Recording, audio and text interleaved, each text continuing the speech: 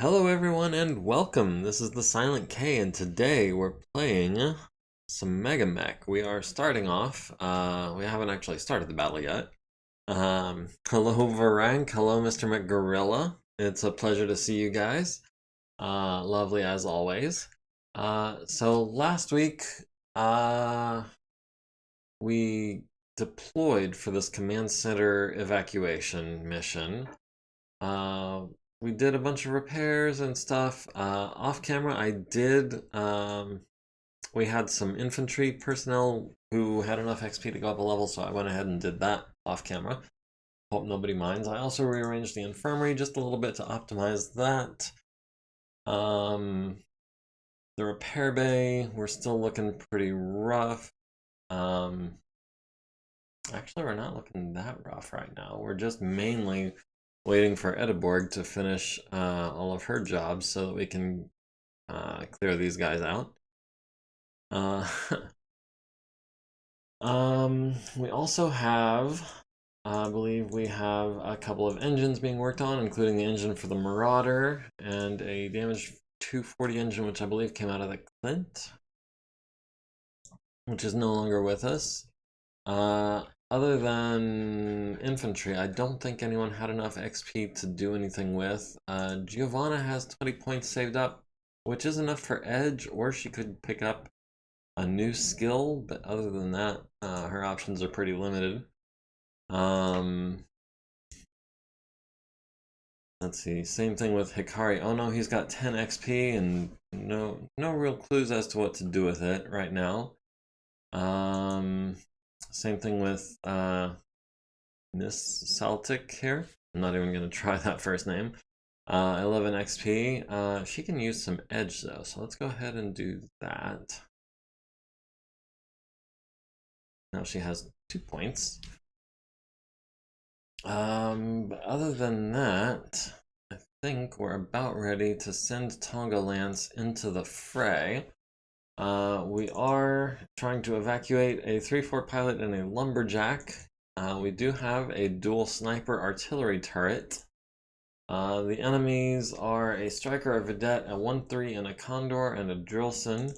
We also have some unknown hostiles, a 2-3 and an SRM carrier, and a 3-5 and a stalker 3F, which I believe is the standard 85-ton stalker, right? Heat sinks, LRM-10, medium lasers, LRM-10, LRM-10, that's ammo.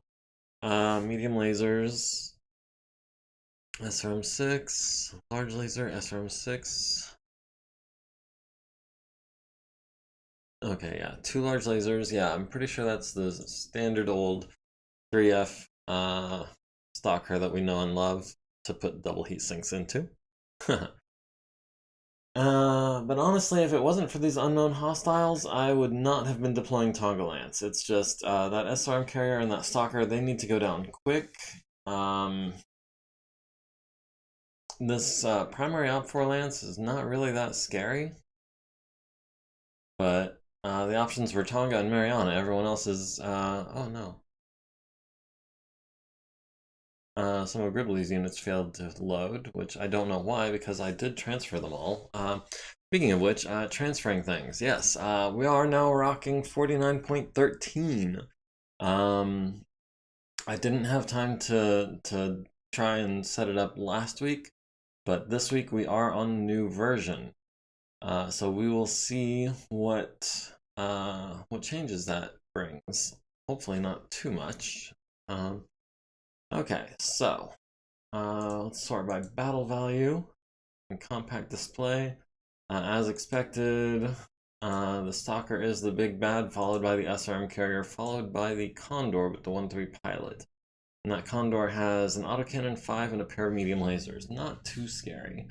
The drillson with a standard pilot, ER large laser, LRM-10. So yeah, nothing too scary among the primary op4. It's just that stalker really that worries me.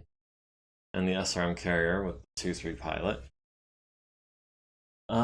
We do have, did we have any rerolls? I think we used our rerolls last week. I think it was Pitch Black and we rerolled it to Dusk Dawn. Yes, we have 0 rerolls remaining.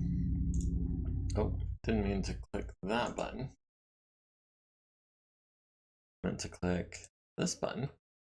So the map that we're deploying on, okay, so pretty similar to last week's mission, maybe a little taller and skinnier.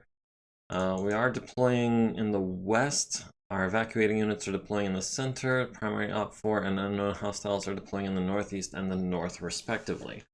So I would like to deploy my guys to the north end of the west side. And I'm hoping that the lumberjack deploys at the south end of the center. Not that that's any guarantee. He's probably going to jump right into the fray and try to be useful with his LRM-10. At least he has some moderate amount of armor. The sniper is probably going to be as much harm as good, but we'll see. With that said, just jump right on into it, shall we? Let's go ahead and resize this. I think that's because we're on a new version, a new install. So we got a 10 rerolled to a 7, they got a 10 rerolled to a 6, and the primary Op 4 rolled a 7. So primary Op 4 is going first. We've got teams 1, 2, and 3 divided up into battle value. We've got actual forces listed as well, so that's cool. Let's see, can we? Well, I'm not interested in switching the location right now. I'm sure it just, well, you know what? Yeah, it just goes over there to the side where it's hard to see and hard to move back.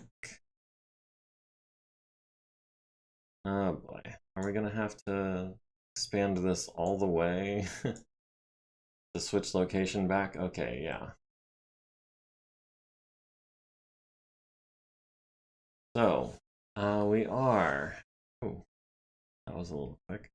We can Control P to toggle that overlay. We can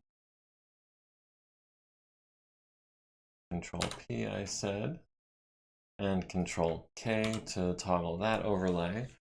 And it appears to be chugging, I guess, is what you could call it on the map. I read a post about this in the update notes. They said you can go into the client settings and turn off aliasing or something like that. Off, on, I'm not sure, adjust it is what they said. Is that going to be under... Game board?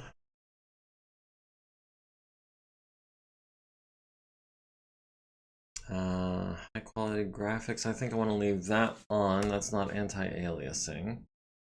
I do want level highlighting on.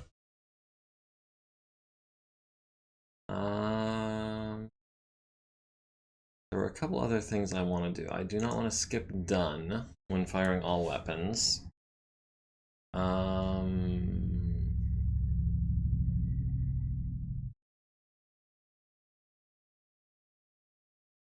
Unit tooltip, unit display, minimap, reports, overlays, button order,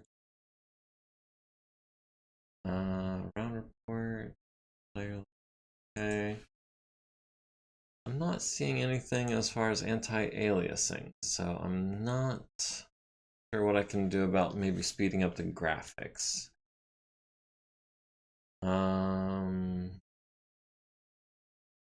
Meanwhile, I'm also just trying to double check and make sure there isn't anything else that I like to change when I do a new install. I know I changed the skip done box. I'm trying to think of what else I do. I think there was one other thing and I can't remember what it was. But if I don't find anti-aliasing soon, I guess we're just gonna have to deal with the chugging unless someone can point it out to me.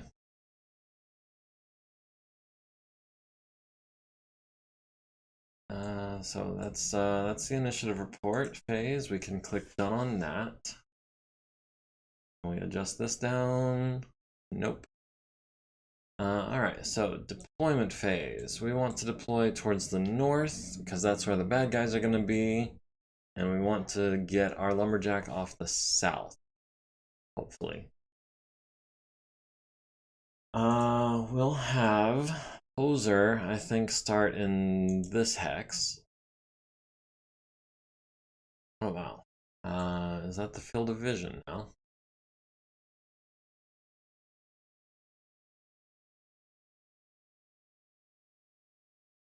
Was it in the advanced tab?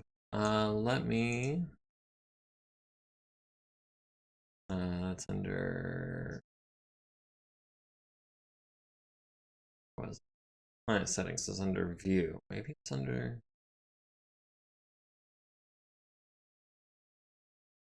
Okay, client settings, advanced. There's the chat box. Slide down in background color and transparency. Key repeat delay, key repeat rate.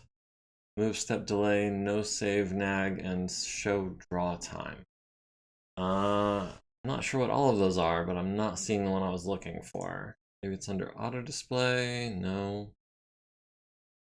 Not under button order. Not under the overlays.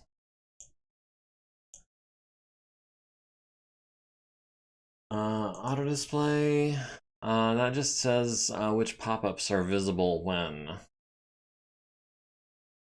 As far as like the mini map and the round report and the player list, which honestly, I'm gonna hide the player list because I'm tired of clicking it away. Under main maybe.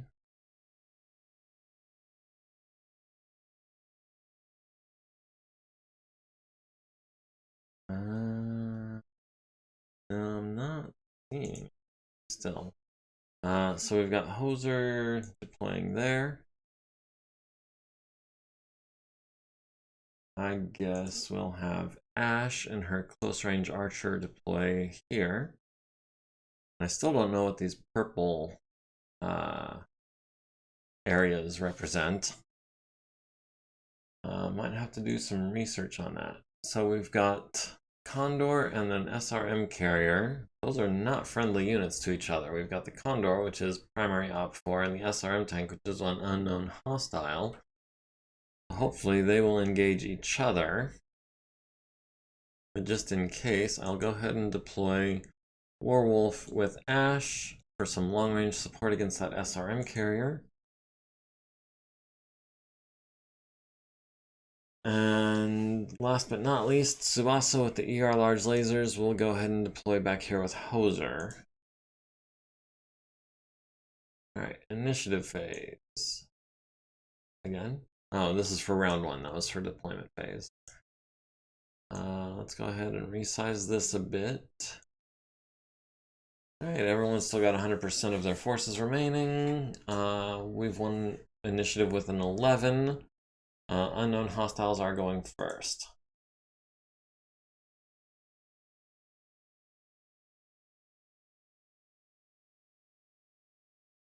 Okay, so yeah, it appears that the lumberjack tried to move and fell. Skidded one hex. Hopefully the sniper is more effective. So we'll go ahead, we'll have Tsubasa. Can we show possible moves? Yes. We'll go ahead and engage Mask for this first turn just to maybe try to make it to this intersection next turn. Oh, they've got an exclamation point after move now. 3 or higher to avoid mask failure? Yes. Sooner or later, that's going to come back and bite me. But hopefully not that soon. We'll have Hoser go ahead and sprint 6 hexes to try to keep up since he's not going to have a target this turn. Oh, the exclamation point went away. Maybe it was just because there was a dice roll involved.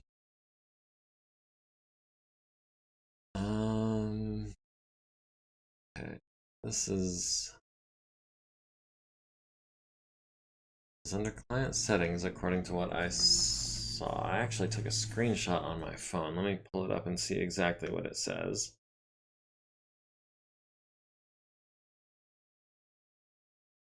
Anti-aliasing is now an option, and if you're having graphic slowdowns or chugging on the map, trying to change the option in client settings.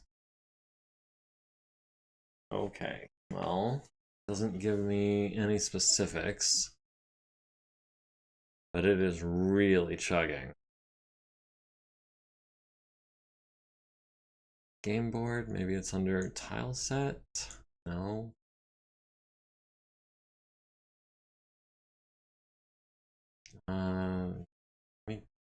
Maybe it's actually under graphics? I don't know.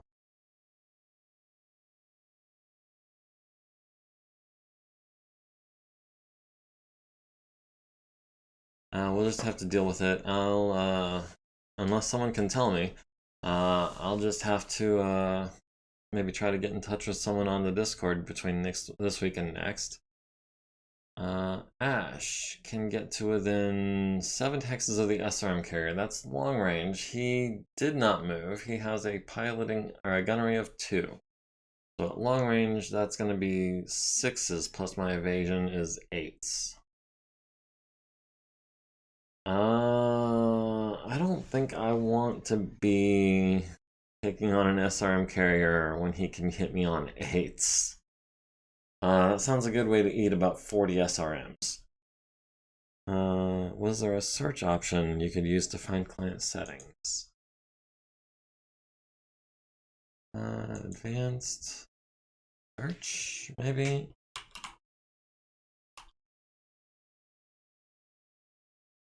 No. May. No, I'm not seeing a search option either.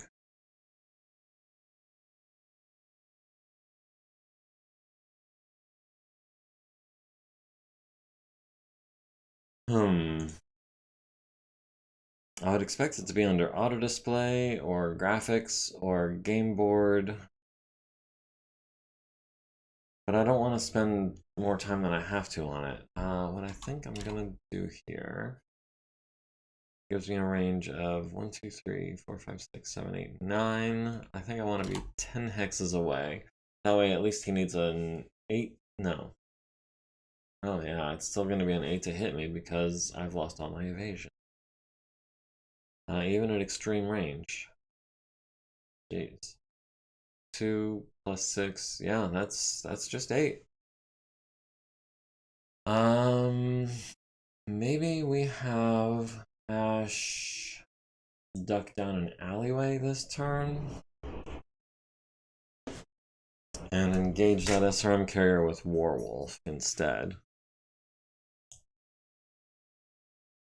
Let me see. I want to be... Oh, that was the other thing I normally do, is I normally sort this by damage, and I don't see where to do that anymore.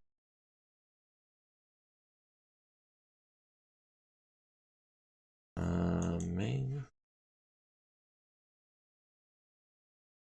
MegaMek.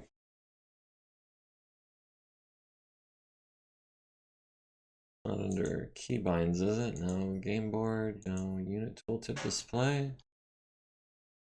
Unit weapon sort order. Damage high low. That's what I was looking for. I need to click that. And we confirm that. And oh look, it did that for me automatically. Which is nice because it didn't used to do that. You used to have to do it manually the first couple of, or the first match when you changed the setting. So that gives us a range of 10 on the SRM carrier, which is extreme range for him and medium range for us with the large lasers and the LRMs. So I think we'll take some, it'll be 9s to hit us. So he should only hit us with 2 or 3 SRM 6s, hopefully. Lumberjack, running and turning on pavement, needs a 3, gets a 7, needs a 3, gets a 2. Falls 0 levels, falls on its rear, takes 5 damage to the left arm and 2 to the right leg. takes 4 damage to the right torso from a skid. And then the Blackjack needed a 3, got a 9 for mask failure. Oh boy. So far things are not going well for our evacuees. We will skip firing with Tsubasa. We'll skip firing with Ash. We will skip firing with Hoser. And the SRM carrier is about to eat some large lasers. On 4s, it looks like.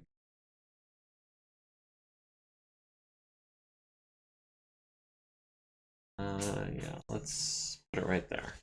Okay, so yeah, 4s with the large lasers, 10s with the mediums. We'll skip one of the mediums.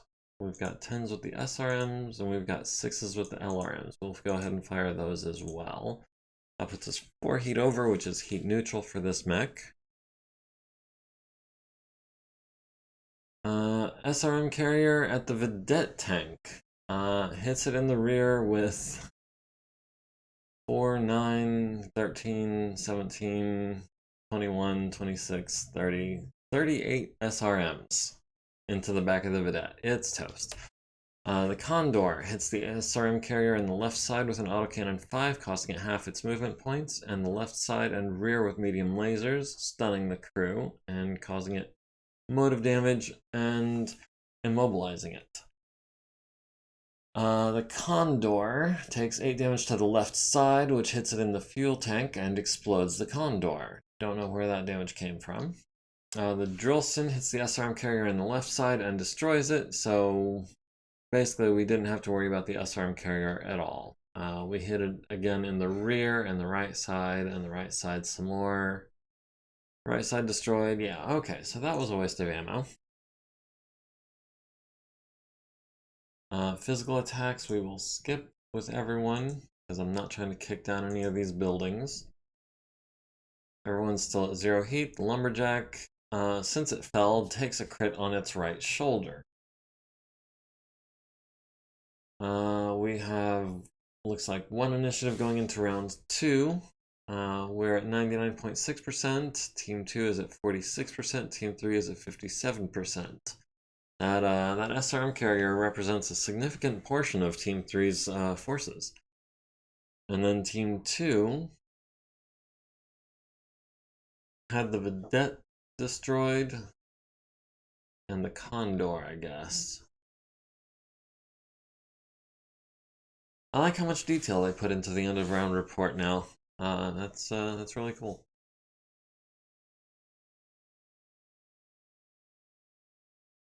We'll have Tsubasa. We'll run forward into this hex and turn, preparing to make this corner next turn. Maybe trying to take down any target CCs down this alleyway. Which is none.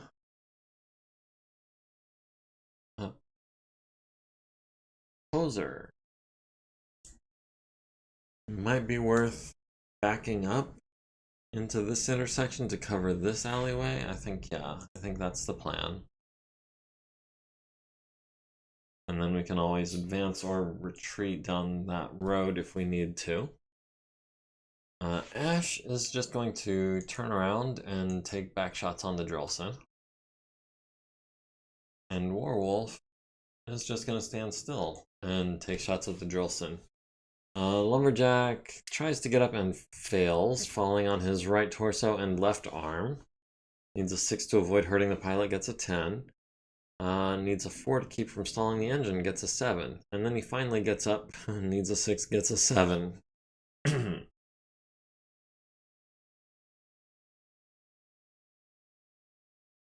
And the Drillson is firing on Ash, which honestly does not concern me overly much. He's got, what, a large laser and some SRMs at this range? We'll have... Ooh, do we want to give Ash the kill? I think I want to try to give Ash the kill, and then Warwolf will be back up. On 10s, wow. Might need to do some softening up and then have Ash come in for the kill. 5 for Dawn Dusk. -2 is 3 for Weapon Specialist. 4 for Walking. 8 for his evasion. And oh yeah, Ash is not good at close range. I forgot about that. So we'll have Warwolf try to soften it up on, should be 7s. It's going to be 5s with the large lasers because he's specialized, and then 7s with the mediums and the SRMs. And if that doesn't kill him, then Ash will. On 10s. And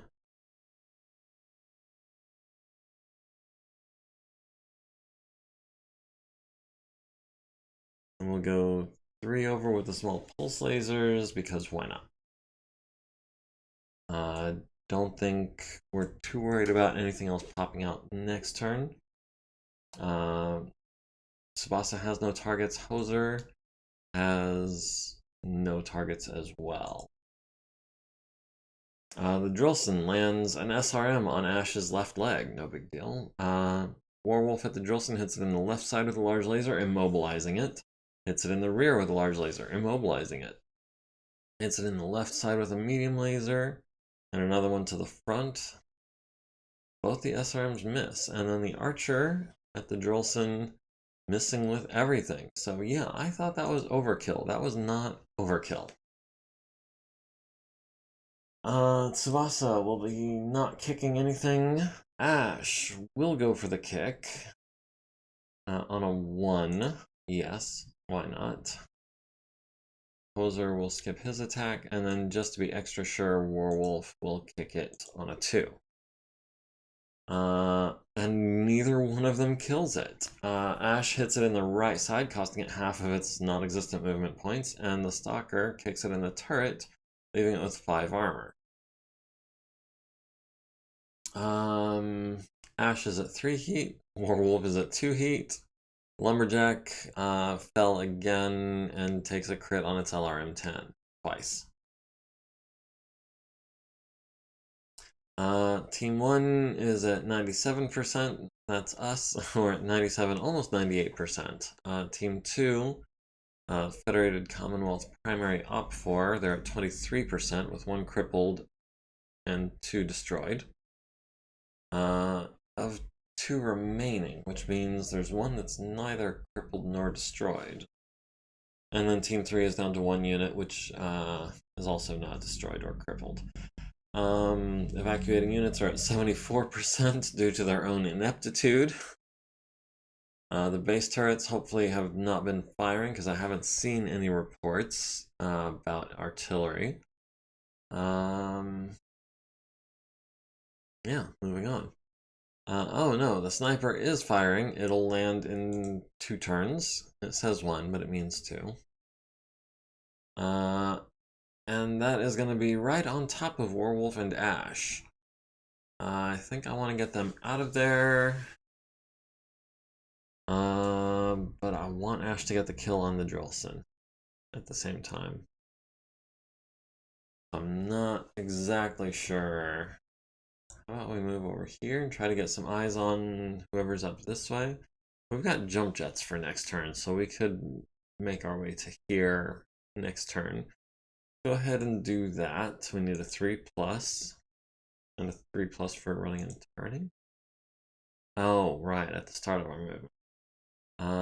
Yes and yes. We'll need to make a pair of 3s. And we made a pair of 3s, it looks like. And we still don't have eyes on anyone over there. Ash will back up to here. And then hopefully she'll be able to jump out of there next turn before those snipers land. Hoser, I guess, will back up and try to cover our retreating assets as much as possible. Warwolf will also be backing up away from the incoming artillery. into that hex, not the building hex. Blackjack needs a 3, gets a 5, needs a 3, gets a 7. Good deal. Sniper turret does not land anything this turn. Tsubasa has no targets. Okay. We can hit it. Okay, can we figure out where it needs to be hit first? We want to hit it. Yeah, let's view it and check the armor ratings. Yeah, we definitely want to hit it in the right side. Failing that, the left side or the turret. We'll go for the right side. And we will fire until we run out of heat sinks. Yeah, on zeros, because he is immobile and he didn't move, which honestly makes it 8 points easier than last turn because he had a +4 and now he's got a -4 to his target movement modifier. Yeah, okay. So that should be a dead Drillson. We've got no targets for Hoser. We've got no targets for Warwolf. And yes, destroyed it in the right side by damage. So hopefully nobody gets hit by falling artillery. We'll not be doing physical attacks this turn.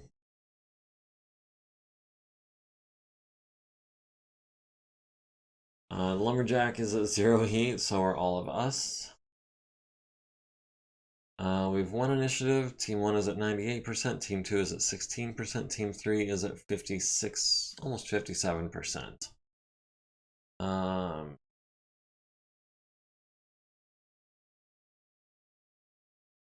Oh, there is a stalker. Let's get Ash over here as soon as we can. Gotta jump away from that incoming artillery and towards the stalker, and we landed on an enemy striker. Lovely. Warwolf. Do we want to go striker versus striker? Do we want to turn around and run this way? Or do we want to try to make it past the artillery and go this way? I think I want to... Can we sprint? I don't think I want to sprint because that would be a +2. That would be a 5. Yeah, I don't want to take that chance. Hopefully he doesn't get hit by artillery. Hoser. Now Hoser, being the awesome pilot that he is, should be able to sprint on pavement. Gonna need a 5. There goes nothing.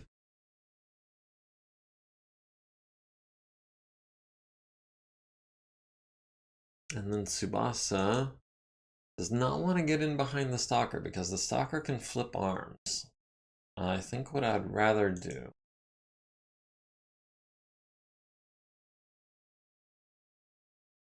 maybe try to keep my distance from the stalker just a little bit, keep out of line of sight of it, but try to keep an eye on its avenues of escape.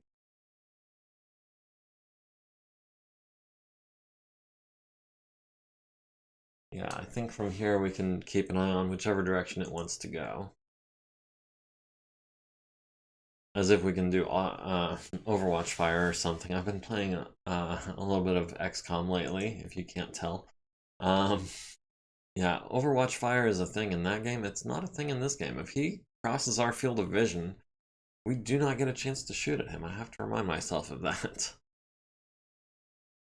Sniper artillery scatters, hits a couple of buildings, and hits Ash in the right arm and left leg on a 17 and 23. The striker takes 5 to the left side, costing it half its movement points, and 5 to the right side, costing it half its movement points. So that is hopefully not going anywhere after that. Or at least not very quickly. Tsubasa has no targets. Ash has no targets. Hoser has no targets, and Warwolf has a striker at 4 hexes. That's gonna be what, 5s and 9s?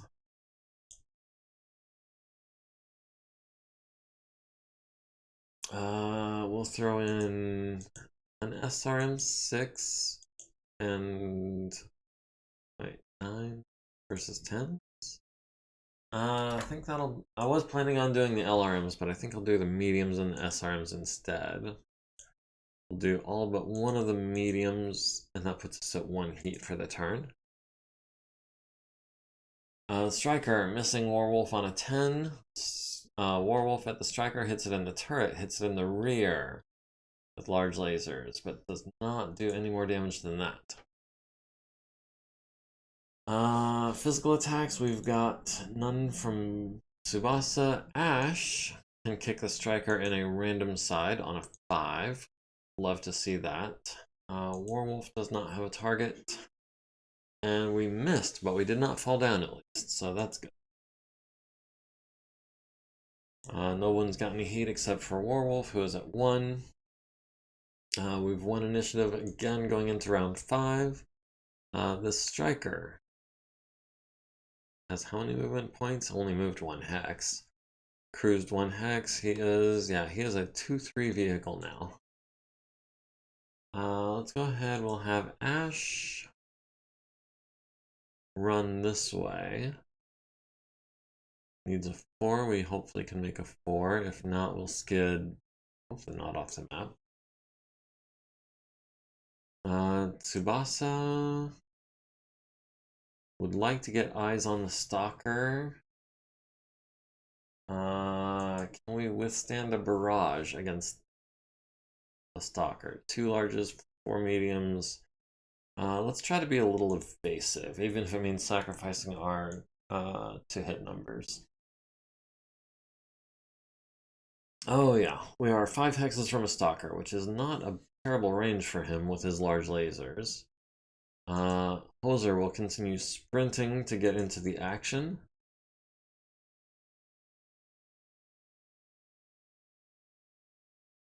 And Warwolf will also consider sprinting.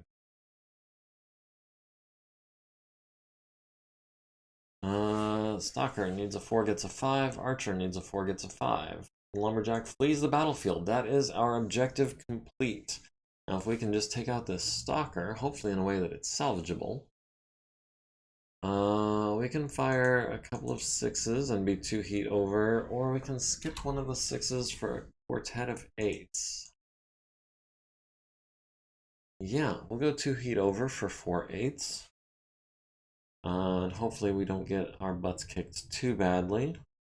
Everyone else, we're skipping their firing phase because we don't have any targets.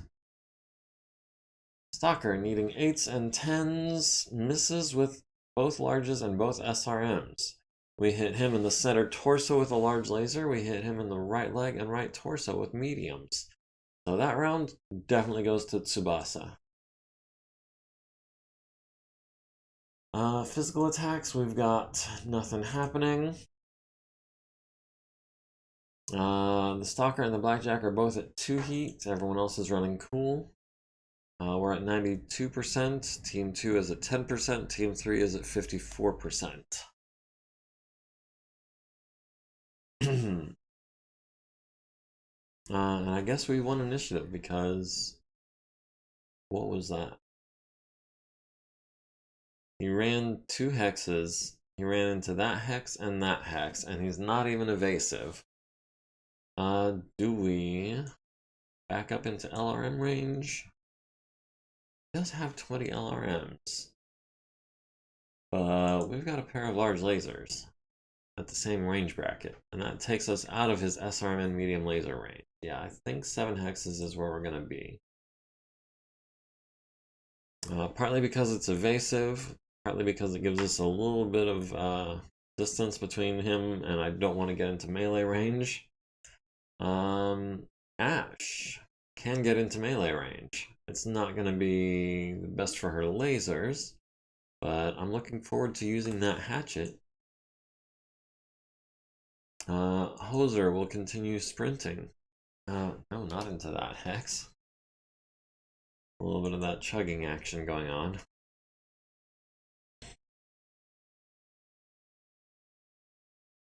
And Warwolf can sprint on a 6. No, I don't think I want to do that.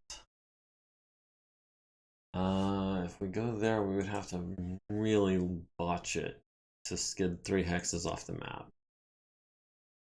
Got a 4, needs a 4, got a 9, good deal. Alright, so Tsubasa has the Stalker on 4s and presumably 8s. We'll do 4 heat over for a single 8. Ash has the Stalker on 6s, which is not bad.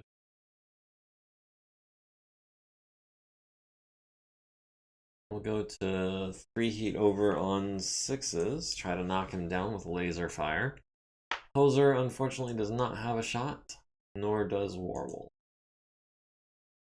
The Stalker hits Ash in the right leg with a large laser, down to 22 armor there, and a pair of SRMs to the center torso and right leg. Tsubasa hits him in the right arm and the right torso with large lasers, and a medium laser to the right torso, down to 7 armor on that right torso, and that is a PSR all by himself. Ash hits him in the head, forcing his first consciousness check, which he barely succeeds. Following that up with hits to the center torso, the right torso, down to 2. The left leg, the center torso again, the left arm, the left torso, the left arm again, right arm down to 12, left leg down to 17. He took 60 plus damage. He needs an 8 to stay standing. He gets a 12. So he does not go down, which means he's about to kick us, which kind of sucks. Tsubasa will not be making an attack. Ash will be using a hatchet on a 2 for 15 damage. The Stalker's going to kick us for what, 17? Warwolf is not going to kick anything.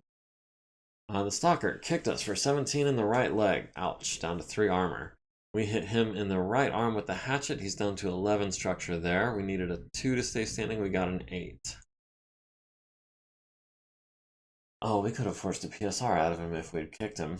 But then we wouldn't have hit him in the arm. We would have hit him in the leg. We are starting to build up some heat. Tsubasa's at 4, Ash is at 3. The Stalker is also at 4 heat. Hoser's Ride and Warwolf are both at 0. They are hiding from Hoser today. They really are.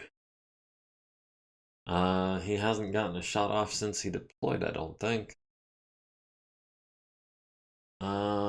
Yeah. Oh, I didn't see who won initiative, but I suspect he's trying to flee now. At 8 hexes, that's medium and long range for Tsubasa. I think we will skip movement so we can use those heat sinks. Ash would like to back up to medium range for the medium lasers. That gives us a point of evasion as well. Makes it a little easier for him to hit with his LRMs, but I don't think he's going to. Hoser's going to be, I know, up against against your better wishes. You're going to be face tanking a Stalker, but only for 1 turn. After that, you'll be backing out down that alleyway.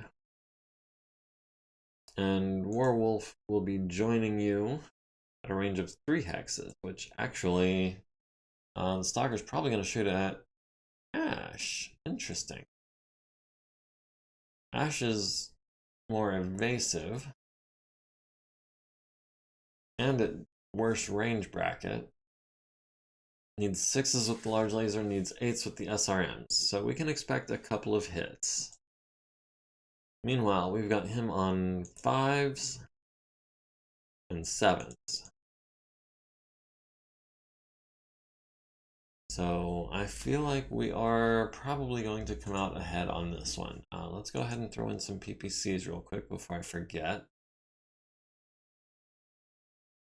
We'll throw in the large, we'll throw in a medium, just to be at 4 heat. Ash with the medium laser, spam is going to be on 4s.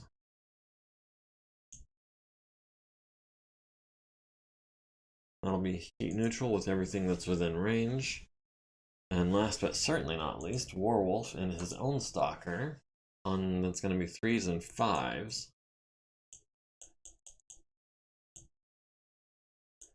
And we'll go 4 heat over. Try to finish him off. Alright, he hits us in the right leg with a large laser down to 10 structure. Both of the SRMs miss. Tsubasa hits him in the right torso with an ER large laser, critting on his large laser and a heat sink. Hit him in the right arm and left arm with medium lasers, down to 6 structure on that right side.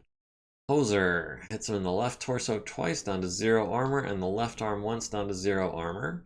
Hits him with a large laser to the right arm, destroying it and transferring into the right torso, and a medium laser to the right leg. We are withering him away so quickly. And Ash for the kill. Hits him in the left torso, critting on his SRM ammo.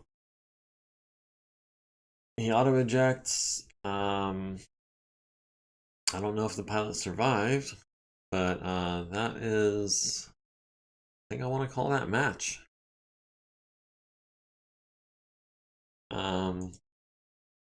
Real quick, let's see what the end of phase report looks like.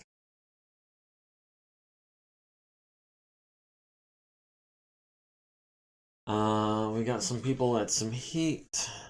I guess it's the beginning of the phase report. We're at 90%. Team 2 is at 10% with 1 unit remaining.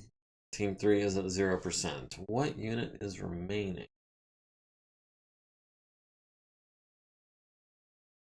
One with heavy damage.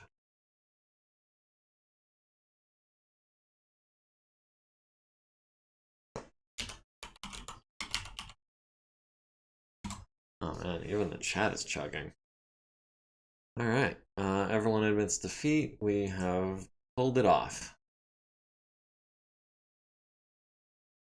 Team 1 has achieved all required victory conditions. We do always save the salvage. Yeah, that's a new folder, 49.13. Winner is Team 1. Oh, I love how they spell it out.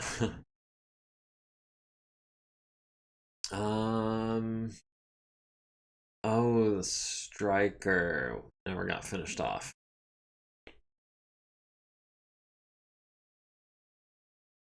I'm going to say yes, we controlled the battlefield. Ash took moderate damage to the right leg from that kick, primarily. Stalker took literally no damage. Hoser took literally no damage. And Tsubasa took literally no damage. Oh yeah, he got completely missed. So yeah, Ash was the only one. Per usual, Princess hates the archers. The striker got away. We could salvage the Drillson, which actually I think I want to do for that ER large laser. And for the experience for the tech crew. Did we capture anyone? We captured Adonis Preffel from the Drillson. The Condor... Killed the Condor. Was that artillery? No, that wasn't artillery. Oh, no. It was the, it wasn't the SRM carrier. The SRM carrier went down to, Team 2. The Vedette went down to Team 3, I think. We forced withdrawal of, yeah, let's say everyone, and we did reach the edge. And regardless of whether or not we succeed at this objective, the facility is destroyed either way, which is kind of a shame, but also not terribly unexpected. And we can call that a decisive victory, I would say, thanks to the overwhelming force that we brought along. I guess I was a little more worried about that SRM carrier than I needed to be. I guess I was a little more worried about the stalker than I needed to be. Although, honestly, it did do kind of a number on that archer.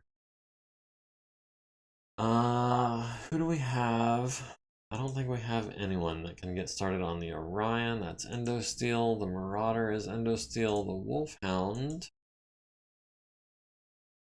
can put the head on a 5. It's just going to take us like 4 days. I think I would rather hold off on the head of the Wolfhound. The Drillson. Where is Doodles? He's got 87 minutes. We will start salvaging armor. 27 minutes down to 12 minutes. And then I guess we can get started on these stabilizers and weaponry and everything else. What is the smallest job here? Looks like a stabilizer, so we'll have Doodles get started on that. Who else do we have? Marie Louise can get started on 2 of these other stabilizers. Antonio should be able to knock that out by tomorrow. Suping Mak can hopefully knock that out on a 5. The LRM-10, we can hopefully get that on a 5. Machine gun, I'm not overly worried about. The ER large laser, I want to hold off until I've got a veteran because I don't want to risk destroying it. The LRM bin, the ammo bins, we'll have regulars take care of real quick. The engine, I can actually have a regular do that. We'll wait until tomorrow, so we've got someone who's full time. And the sensors is going to be a veteran with probably Doodles, to be honest. Let's see. In the infirmary, we've got Adonis Praffle, who can be assigned to. Ooh, with all those sprains, I kind of want to give them to Elsa so that she can earn some XP. We'll unassign Penelope. We'll assign Adonis. We'll give Penelope to Maru.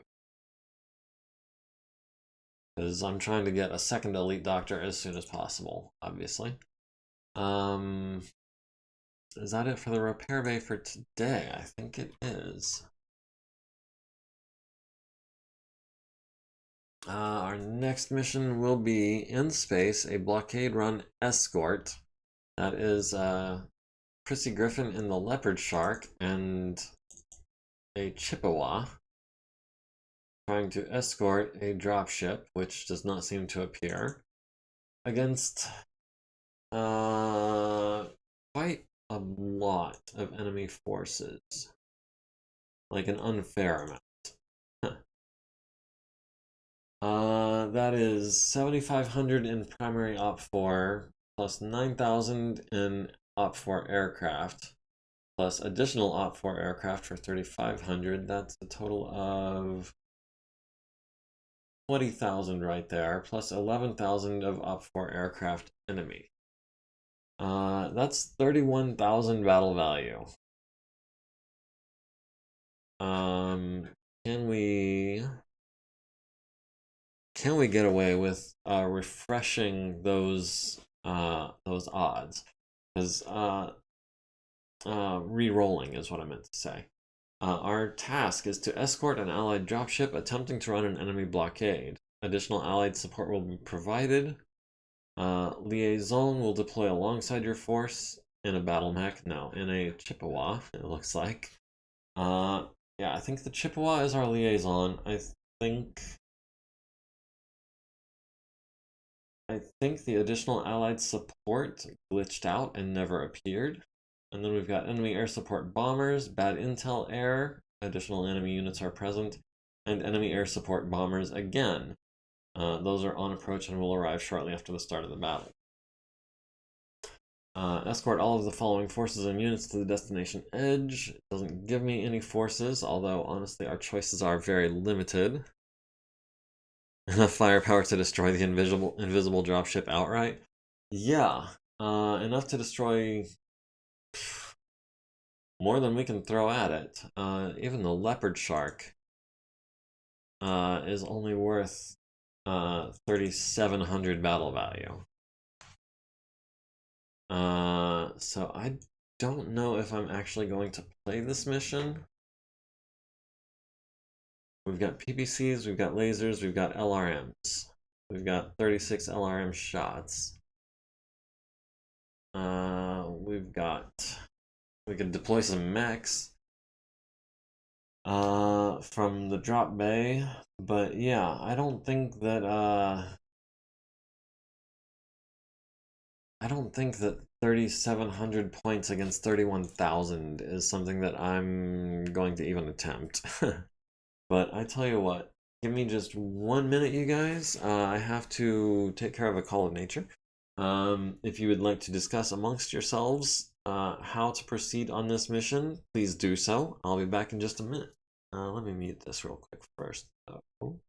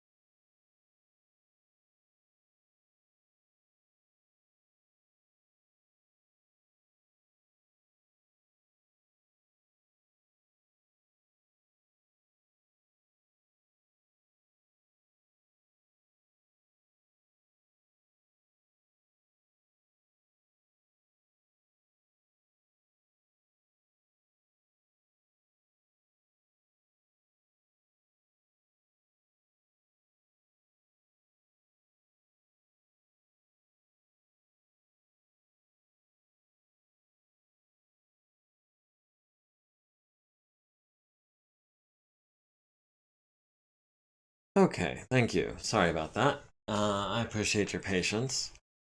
Um, so we put the commander up front. That's the only way Hoser will ever get a promotion. Hoser is next in line for unit commander, I think. Um, Not that I'm trying to accelerate that process. Promotion to the commander to space debris. Um,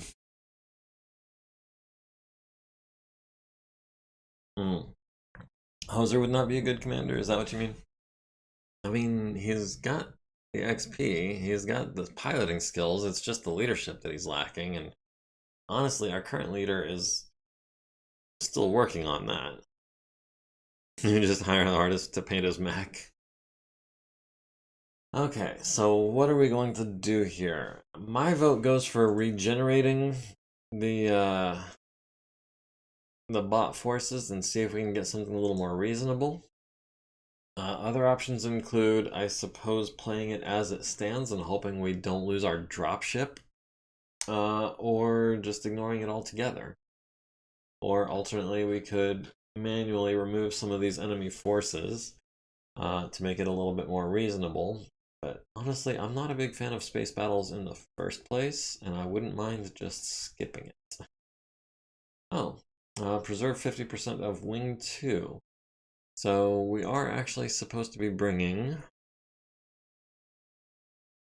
a Slayer and a Chippewa to this battle, in addition to the Leopard Shark, I guess. We can do Wing 2. Deployment date is the 21st, so we actually have a couple of days to think about that. But Wing 2 and the Leopard Shark against 31,000 battle value worth of stuff. I don't like it. I don't like it not one bit. That's it for the repair bay. That's it for the infirmary. Hanger should be alright. Personnel. Hoser, who went from 45 to 46 XP with that mission. The grind is real. Let's go ahead and advance the day. Oh wait, we forgot to assign attack to the Drillson. Oh wait, the Drillson is salvage, so it doesn't matter. Okay, yeah, we're good. Maintenance on the Wolverine 6R Mark V. I'm seeing the head dropped in quality, which is not great. Although the left arm and the engine and the SRM6 all improved, looks like. So I guess I'll take that. A ton of SRM2 ammo, ton of SRM6 ammo, a couple medium lasers, 3 lots of armor, and 3 jump jets have arrived. Still working on the arms of the Wolfhound. Still working on the left torso of the Marauder. We did fix the 240 engine out of the Clint. We're still working on the 300 XL engine out of the Marauder. We got the stabilizers out of the Drillson. The Rifleman's going to be another long time. The Panther will be done tomorrow. And that reminds me, actually, let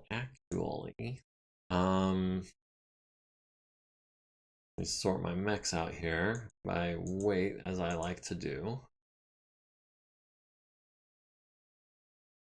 The Warhammer 8ml DHS with its grotesque number of medium lasers, 8 of them in total, and 7 small lasers. 208 armor, 16 heat sinks. The 9ml has the same number of heat sinks, does not have the XL engine, does have the endo steel, does not have ERPBCs, has 9 medium lasers and 5 small lasers, so it's more of a mid-range brawler. 9 times 3 is 27. So actually, he's not in danger of overheating if he fires all of his medium lasers. Not by a little bit. If I recall, that was a stepping stone into trying to upgrade it into having the 350 XL engine and the PPC, the ERPPCs. So we will customize that. And I think we wanted 8ml DHS Mark III has 7 small lasers, 8 lasers. Also has 5 small lasers and a 17th heatsink.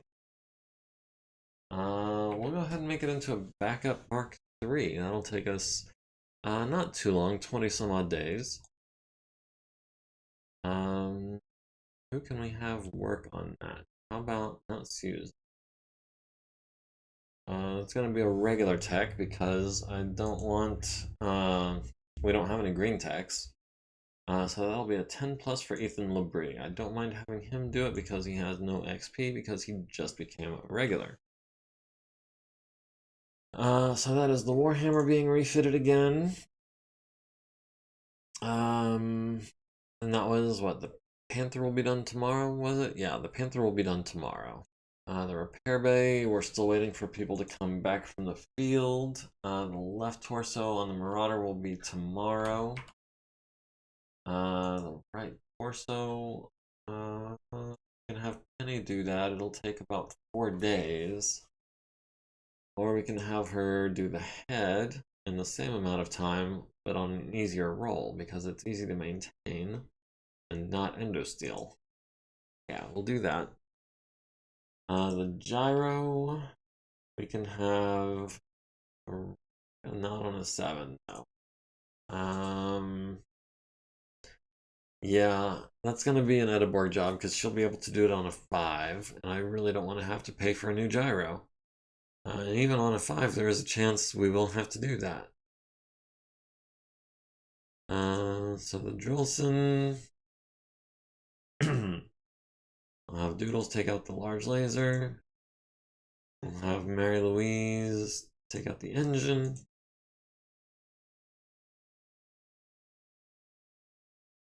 And guess I should have done that the other way around, but we'll have Kurti do the sensors. And those will both be done 2 days from now. The ER large laser will be done tomorrow. Do we need to? That was the 21st that we need to deploy, so we've got another day. The unmaintained unit should be the Drillson, which we're okay with. 2 tons of SRM-4 ammo and 2 tons of SRM-6 ammo have arrived, 3 medium lasers and 2 lots of armor. Working on the Wolfhound's head, we failed to get the right arm on the Wolfhound. Needed a 5, got a 3. Shame on you, Chris. Can we try that again? I mean, it's only going to take a couple of days. Ooh, okay. No, I really want to get the Orion into action before I work on the Wolfhound, so that's Ediborg's next job. The Gyro will wait. The Marauder has its left torso. It needs its left arm put back on. We can have Susan do that over the course of just over a day. There is Vito.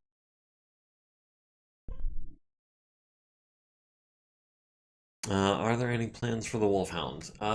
It will be in our Recon Lance when we eventually put together a Recon Lance. Other than that, I don't have anything solid.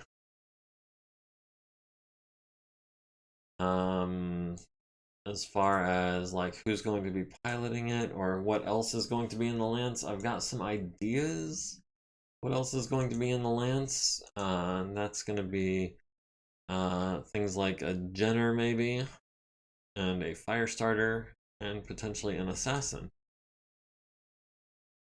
Or this modified Clint with a large laser and 2 mediums, and max armor. But yeah, we're looking at the 35 to 40 ton range for a Recon Lance. The Wolfhound actually is not necessarily going to be included, but that is the current plan. It depends, I guess, on what we're going to find between now and then.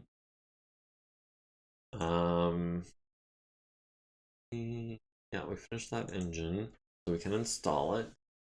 We can have a regular do that. It'll only take them like 3 days. Not Ethan Labrie. But Ethan Labrie, aren't you supposed to be doing a refit? Oh, because we didn't have the XL engine in stock. That's gonna be Did we refit kit found? Okay, kit will arrive in 6 days, so we do have time for him to replace the engine on the Marauder.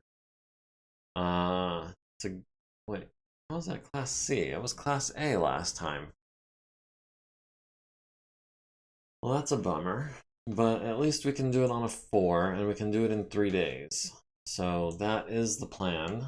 We'll have these ammo bins. We can do those on 5s if we spend half a day a piece on them.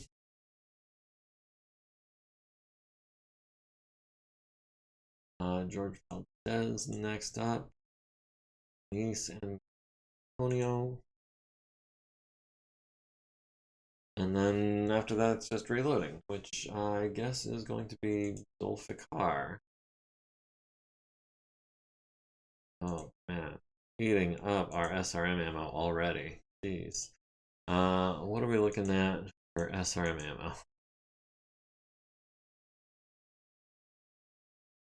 We've got SRM-2 ammo, 127 shots. We've got SRM-4 ammo, 161 shots. We've got SRM-6 ammo, 100 shots. Let's go ahead and buy... Let's see, it's 90, 105. That'll be 105 more shots of SRM-6 ammo. That'll be 7 tons. So let's see. The Orion is being worked on. The Marauder is almost finished. The Wolfhound is being worked on. The only thing really is the gyro, and the Jolson will be done tomorrow and removed, hopefully, from the roster automatically. We could rearrange the infirmary a little bit. I don't feel like being quite that nitpicky about it. It is the 21st though, which does mean it is time to deploy for this space blockade run mission. And I'm still undecided on how to proceed. I'm not going to run the mission as it currently stands. That much I have decided. What I will do, I will try regenerating the bot forces and see if we can come up with something a little more reasonable than 31,000. Okay, that's more like it. Now we've got Stingray with a 4-6. What is a Stingray like? Can we not view it anymore? Oh, we just can't edit it. I don't know what a Stingray is like, so I guess we'll see when we get there. A trio of Sparrowhawks and a Thrush. Those sound light, and it's only 2,400 points. The allied escorted dropship is going to be a Leopard worth 2,600 points. Harmony Op4 is 2,700 points. Op4 enemy aircraft, 8,500 points. So that these Corsairs, the Lightning, and a Centurion. Okay, not the same kind of Centurion. I was freaking out for a second. I was like joking about bringing mechs into this battle earlier. I wasn't expecting them to actually do it. So the Stingray F90 needs to survive. We are bringing Chrissy Griffin and Wing 2.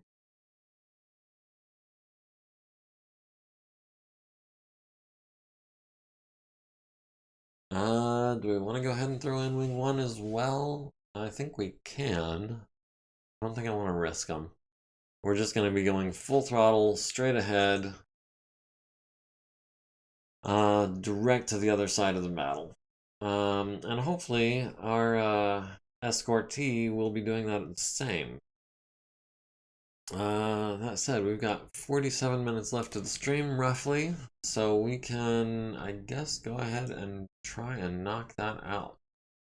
Maintained units. What unmaintained units? Is it just the Jolson still?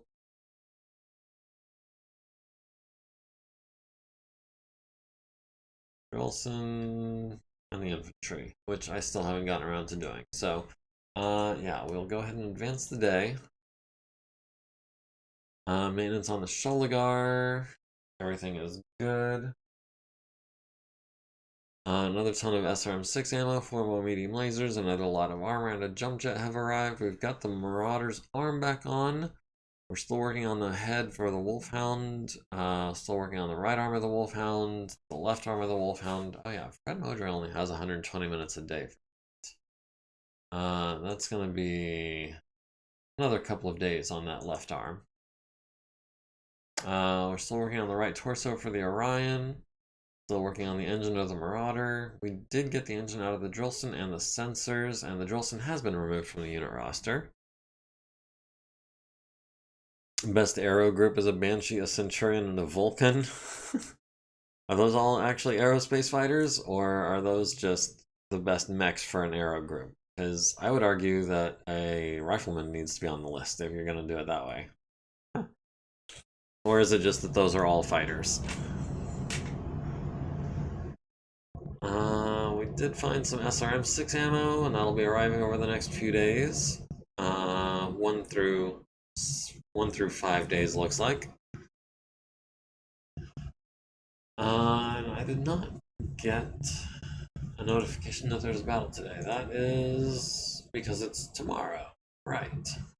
In the meantime, we've got some repairs to do on the Archer. We can have, that'll be at ×4, so 540 minutes. We'll have B knock out the leg. No. We'll have Susan knock out the leg, and we'll have B do the armor.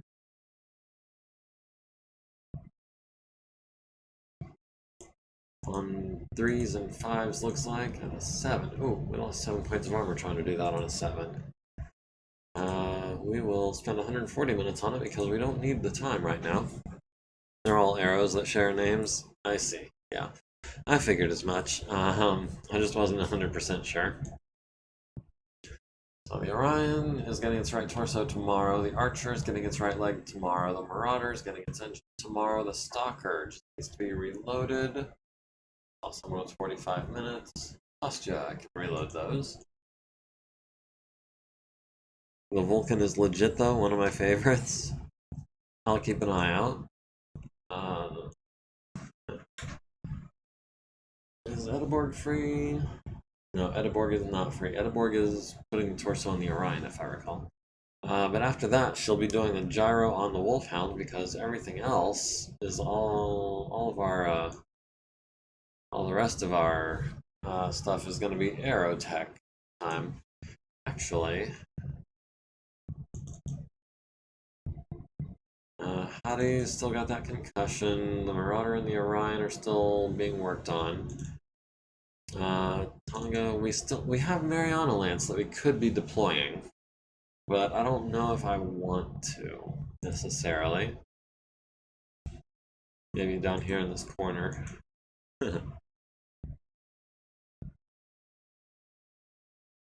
Oh, and a hostile force was detected, and the battle is... oh boy. The battle is day after tomorrow, and that is a convoy attack. We've got some allied Hetzers and Vedettes. Primary op 4 is 10,000 battle value worth of tanks and mechs. An Archer 2S, that's the Steiner variant, if I'm not mistaken. The convoy is a swordsman, among other things. We got enemy reinforcements, a Thunderbolt, a Stalker, a Longbow, and a Victor. Wow, those are some heavy reinforcements. And some allied local defenses. Rocket Launcher 5 turret, Machine Gun turret, triple autocannon 5 turret, dual medium laser turret, triple autocannon 5 turret number 2. Okay, so we've got our next couple of days planned out.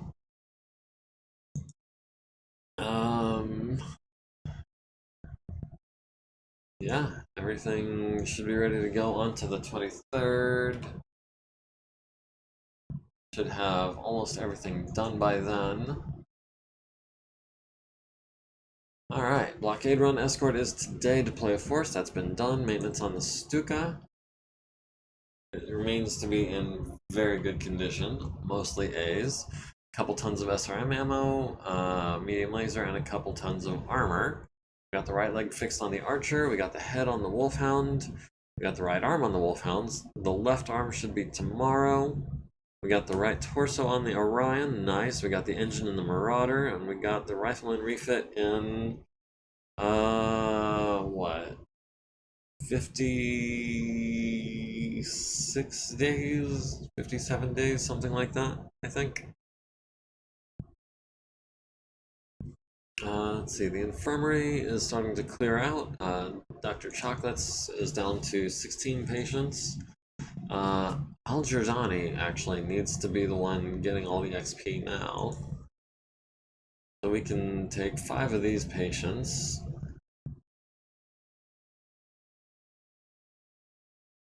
5 patients in general, I guess, and that'll be 2 of them. And I'm looking for ones with multiple easy-to-heal injuries. Yeah, you've lost your arm, but you've still got 3 easy-to-fix things.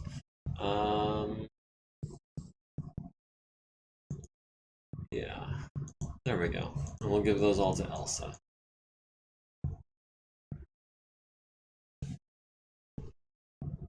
Let's see, the repair bay is just got the Orion, which just needs its arm put back on, the LBX put back in, and the armor put on. I don't think I've got anyone. No? No? Veronica Hurst can put the LBX in a couple of days. The right arm, we can have Jamel do that, or Susan could do that over a day or two. And then B will do the armor as same as yesterday. And 6s, a 2. And the Wolfhound just needs its armor put back on, and the gyro and a large laser.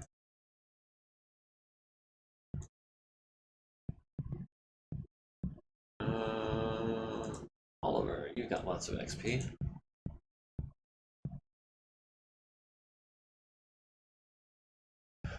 Okay, so the Wolfhound is getting close to ready to go too. Yeah, the Orion will be done tomorrow, and now with no more further ado, let's go to space.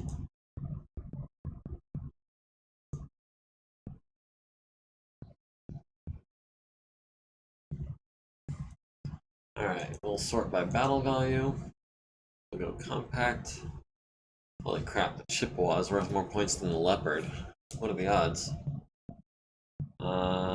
With a, I'm guessing an elite pilot, a 1-3 pilot on that Chippewa, which has 4 large lasers, 30 LRMs, 2 mediums, an SRM-6, and a pair of smalls. So yeah, the Chippewa, very heavily armed, very nice. Not as heavily armored as I would like. The Leopard, of course, the Slayer, and the Stingray that we've been given. And the Leopard CV, which has also LRMs and lasers and a PPC bay in the nose. Against mainly not too big a dudes. We've got this Corsair here with a 3-3 pilot worth 1900 points. The Corsair with pair of larges, pair of mediums, quartet of smalls, and 10 rockets. The Lightning, of course, with the autocannon 20 is next biggest guy. A couple more Corsair V12s. Those guys are actually very heavily armored.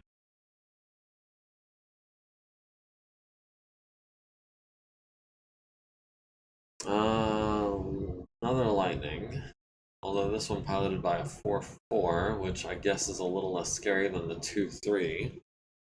I don't think we have any rerolls. We can't really do much of anything with the map. We can't do much of anything with the weather. Alright, all we can do is lose initiative. We are deploying at the north end of the map.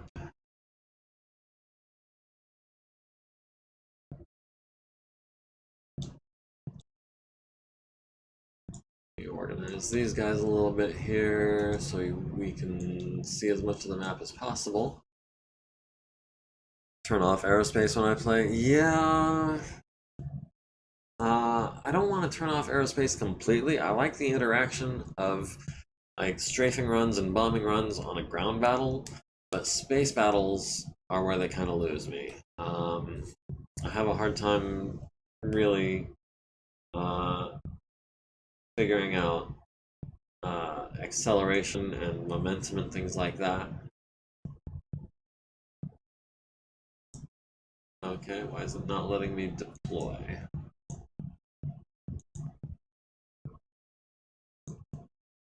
Okay, there we go. Oh wow, it is really lagging. We will deploy there. Jeez, I might have to cancel this mission on technical reasons. Program might need a restart after that last battle, you think? You weren't here when we were discussing it earlier. Do you know how to turn off or turn on the anti-aliasing, whichever one is supposed to help with the chugging? I spent a little bit of time on this earlier, but I had read in the patch notes. Sorry. Well, it's not a big deal. I appreciate it anyways. Now let me go ahead and close this. If it'll close in a timely manner.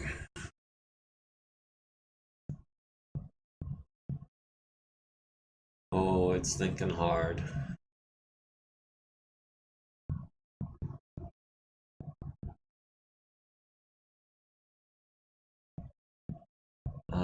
No, I don't think I want to save the game. I do want to save the campaign here. And I guess we'll try restarting.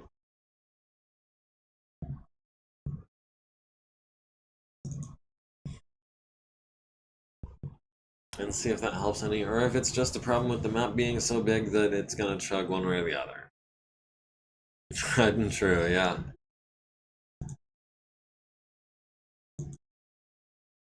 Alright, let's do this.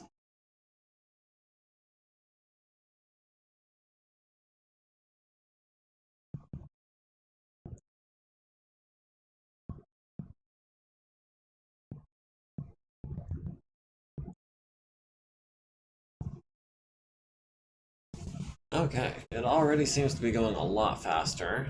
We lost initiative for deployment again.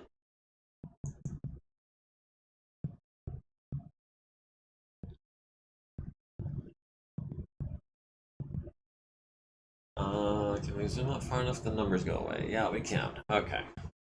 How about we deploy kind of near the middle? Or do we want to run up the side? Or is the problem that I zoomed out too far?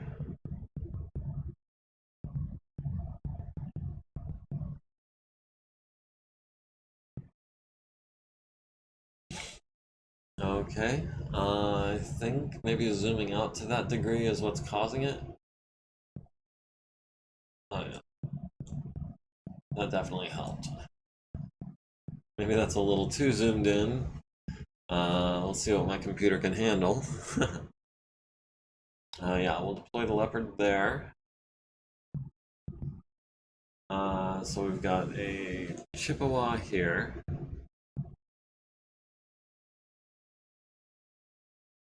We've got a Slayer that we'll put here.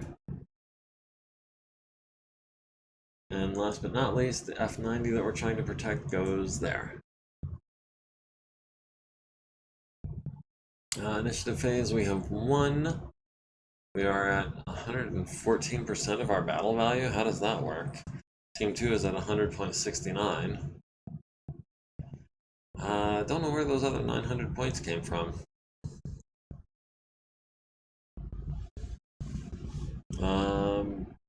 But it looks like we've got some friendlies over here.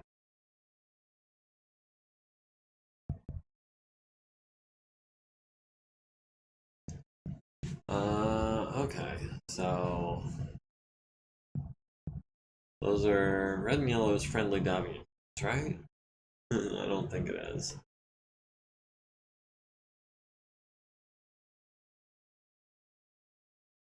Yeah, no, they are totally tailing us going into this.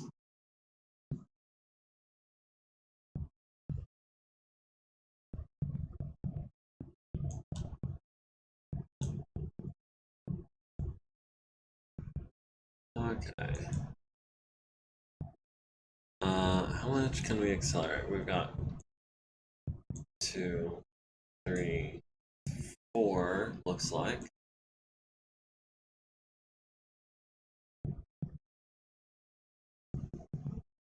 And then can we go this way?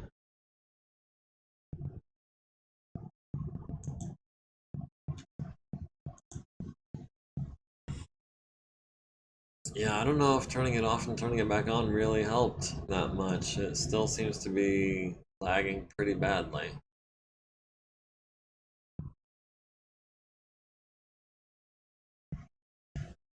You can accelerate to your run speed, just don't have total speed go over your structural integrity. Well, how much structural integrity has a leopard shark got? Probably a lot.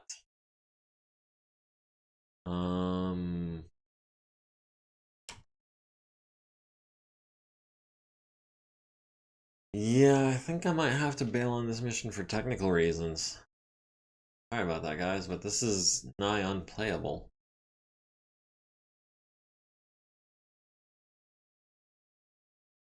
And we haven't even gotten into combat yet. We've barely even deployed. We haven't made our first move, and it's just not working. If we could find the option for the anti-aliasing that I saw mentioned in the patch notes, then maybe we could do something about that, but in the meantime, we're just gonna have to skip this mission, I think.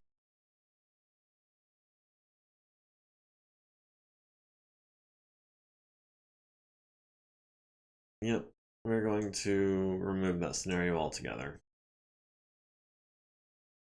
Okay, so now we've just got Mariana Lance on their mission for tomorrow.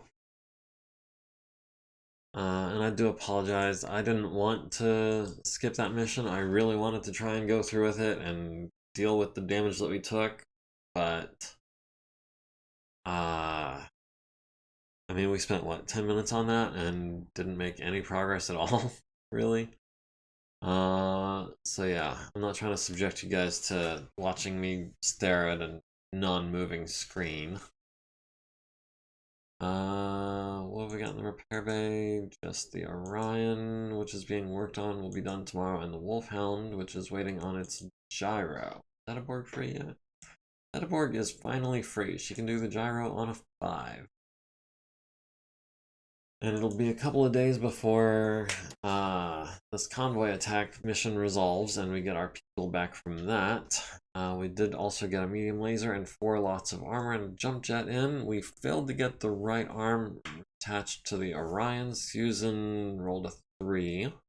We also failed to get the left arm on the Wolfhound with another 3.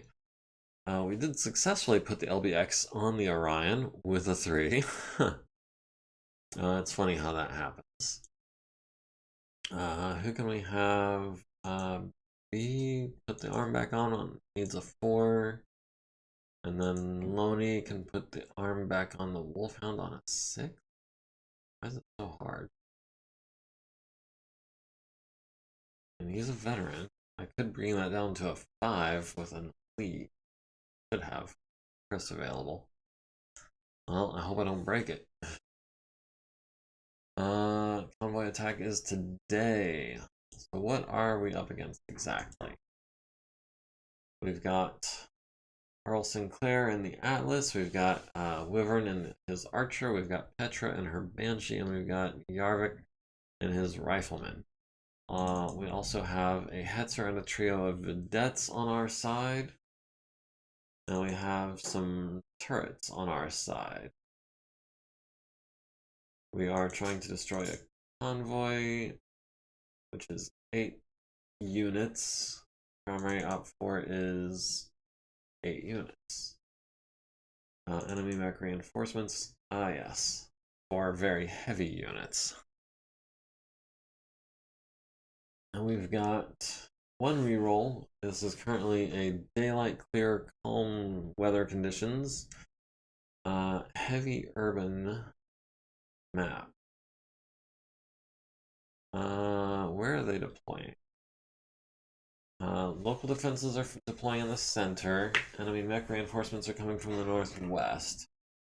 Convoys coming from the south. Primary op force coming from the south. Our allies are coming from the north. And we are coming from presumably the north as well. Yes.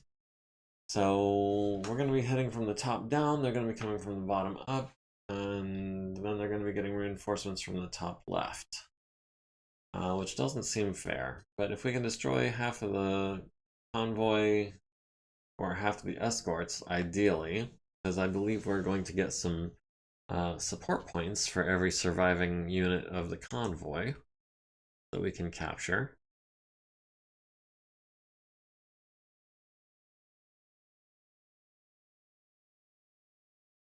Alright, Yarvik apparently does not have case in the Rifleman. Oh yeah, because it's in the center torso. Doubled up on the ammo, so it takes up both center torso crits. because it's using ultra autocannons.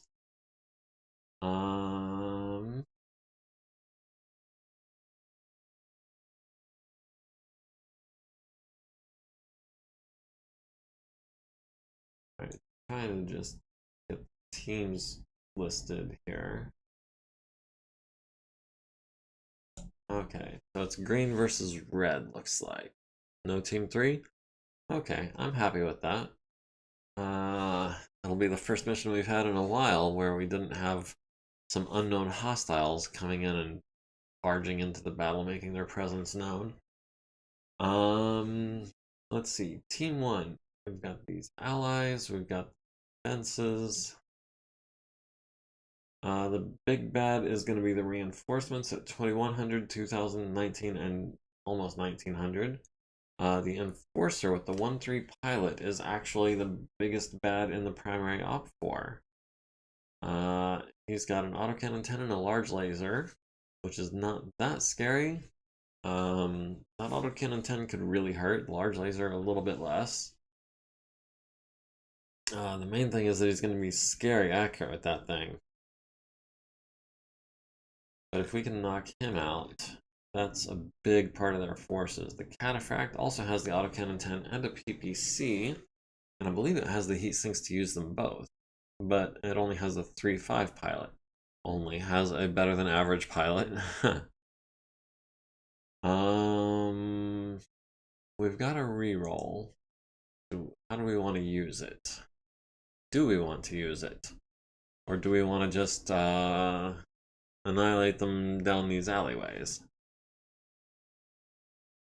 Yeah, let's see what we can do.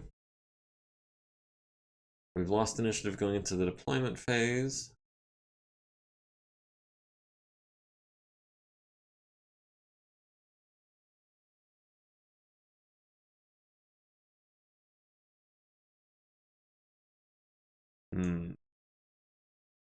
Where do we start?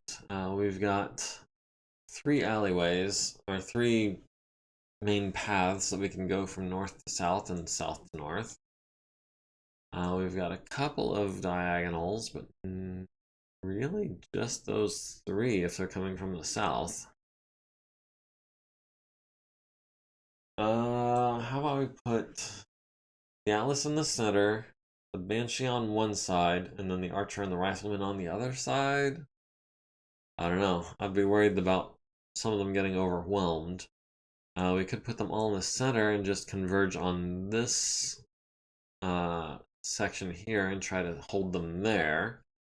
But then we run the risk of them just bypassing us completely.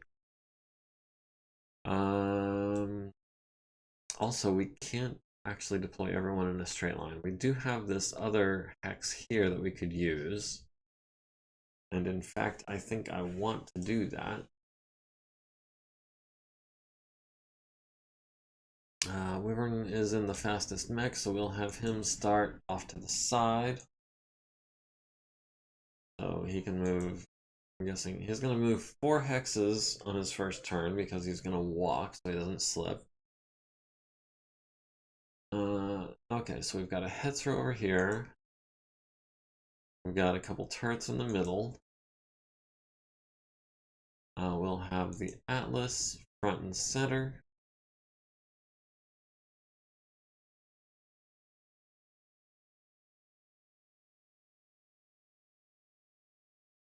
We'll have the Banshee behind him in more of a sniper position. And we're starting to see some enemies. We've got the Brunel and a Warhammer down here. And we'll have the Rifleman deploy here.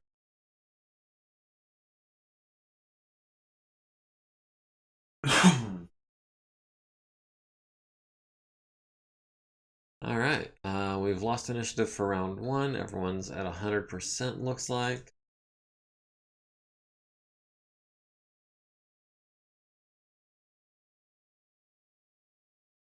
It's my turn to move. Okay, so we'll have Earl just start running down the alley.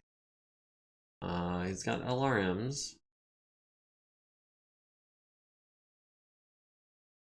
Have what kind of range? Not quite enough for this turn, unless they advance. If they advance, we can hit them with some LRMs. I like that.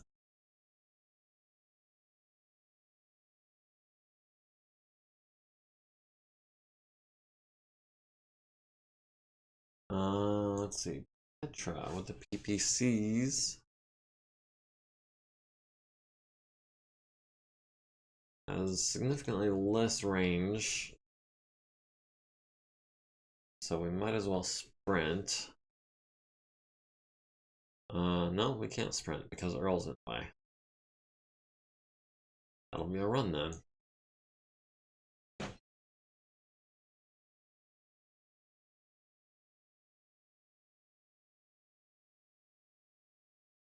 It looks like they're all clustered up over here.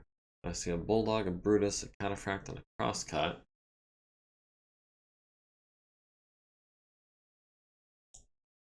Yarvik, we'll go ahead and sprint so we can get those autocannons into play as soon as possible.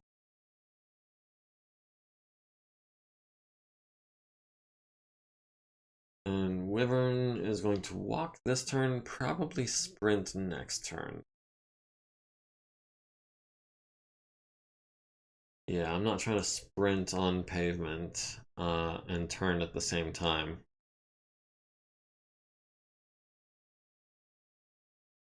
So it's not the maybe the most efficient deployment I've ever done. Allied Vedette needs a 5, gets a 2. Suffers moderate damage to its motive system, costing it a movement point, and skidding into a building, damaging its turret. Lovely.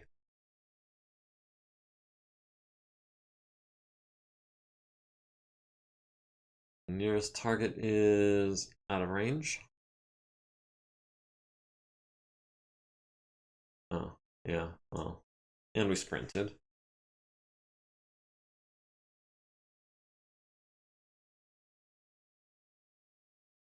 The nearest target is...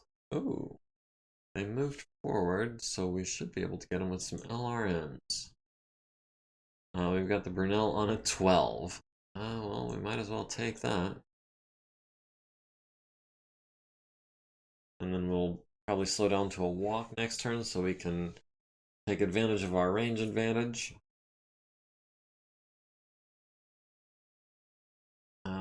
Petra does not have range, I don't think, not yet. And Wyvern, obviously, with his SRMs, does not have anything in range. The small laser turret's getting in on the action. How's that happening? Must be a searchlight. Vedette misses the crosscut. Atlas misses the Brunel. The Bulldog missing on 12s. The Vedette missing on an 11. The AC5 turret hitting the Warhammer in the right arm, actually, on 9s. Down to 15 armor there. So that's cool. We'll be skipping physical attacks this turn.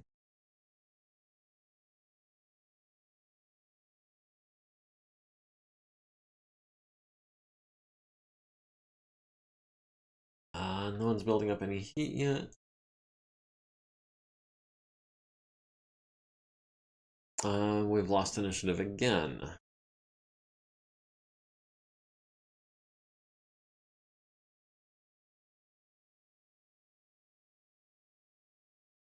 Actually, it's not the Brunel that we want to be targeting, it's the Warhammer. So I will... Yarvik got the Ultra Autocannon. I'm assuming the Warhammer is going to advance at least 1 hex. That puts him in long range for our autocannons. That gives us, what, 8s if we walk? Yeah, that gives us 8s, which I'm fine with. View client settings game board, high quality graphics. View client settings game board.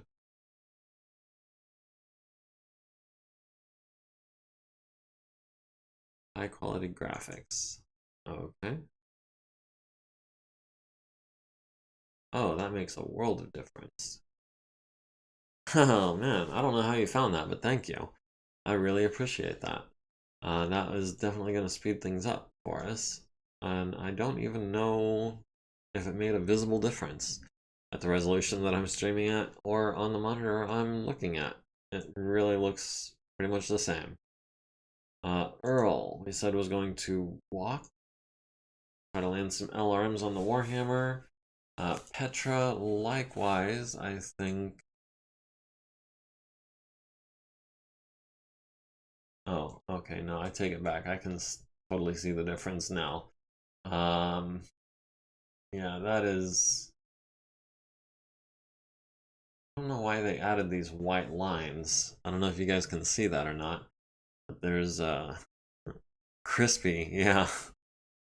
Crispy is right.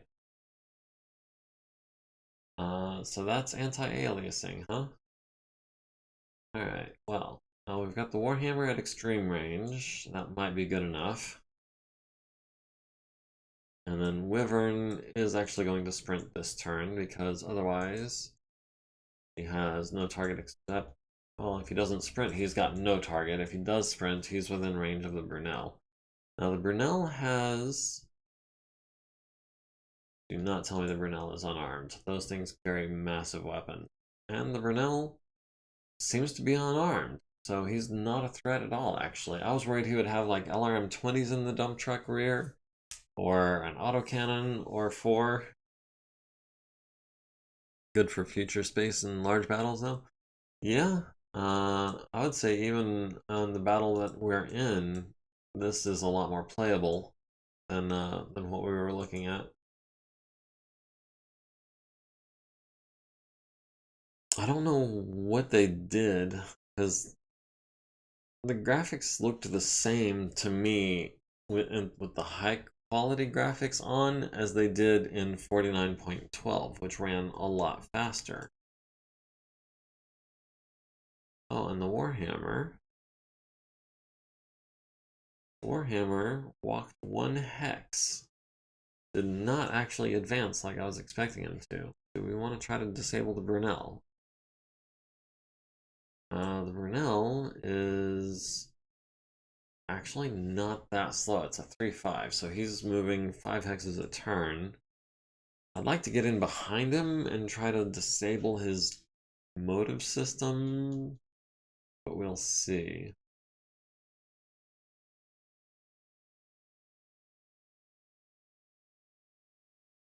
We've got him on 10s. I was really hoping to get him on 8s. I don't think I like 10s, not with the amount of ammo that we carry.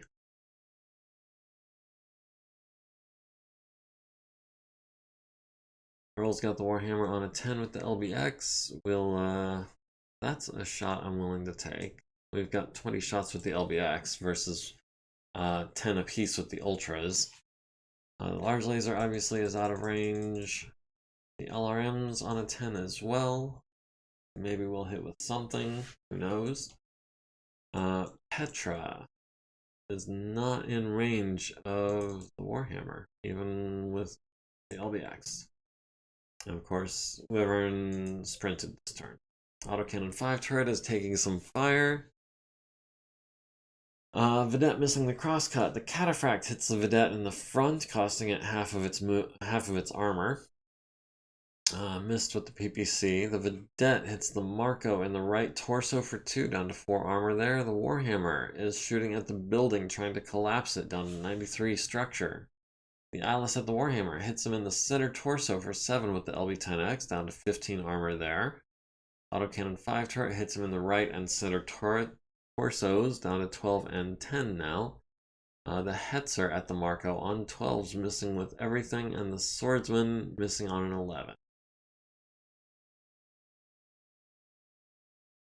We'll be skipping physical attacks for everyone that's in range of a building. The Warhammer is at 3 heat because he did fire both PPCs, it looks like. We've lost initiative going into round 3 again. We're at 99.6. No, we're at 99.2. They're at 99.6. Go on. Yarvik will advance at a speed that the Warhammer. Oh, really.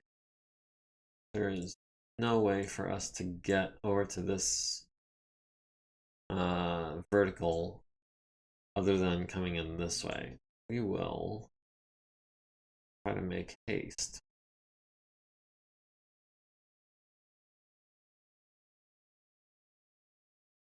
Earl will continue. No, let's have Wyvern move next.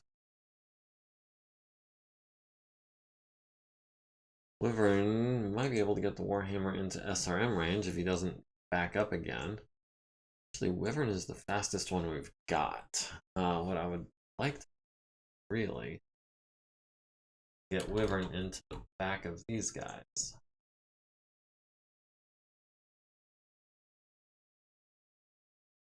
Needs a 4. Let's see, the Cataphract is a 4/6. Yeah, the Marco is a 4/6. Crosscut is a 3/5. Excuse me. The Swordsman and the Brutus are, looks like both 3/5 maybe.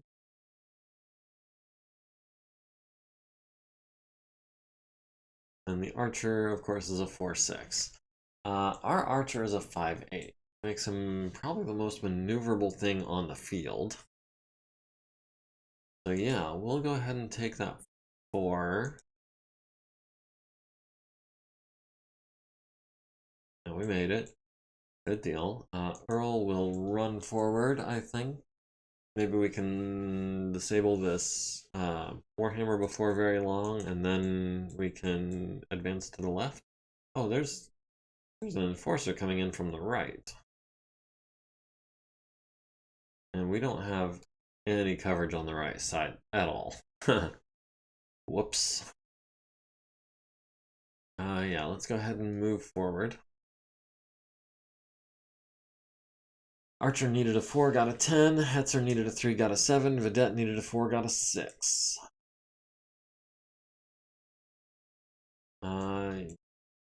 We'll start with Banshee, because big guns first, always. We've got the Warhammer on 11s.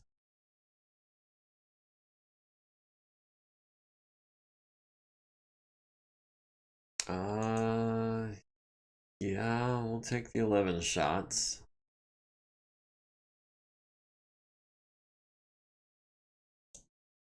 Got him on 11s over here as well. And 9 with the LRM. Yarvik has him on 11s and 9s as well. We go Ultra on 9s. I think that's what we were waiting for. And that puts us 2 heat over. That's okay. Next turn we can drop one of the larges down to a couple of mediums. Oh, no, next target was not what I meant to do. Swordsman is part of the convoy. The Cataphract is not. And they're both out of range. So that's kind of moot.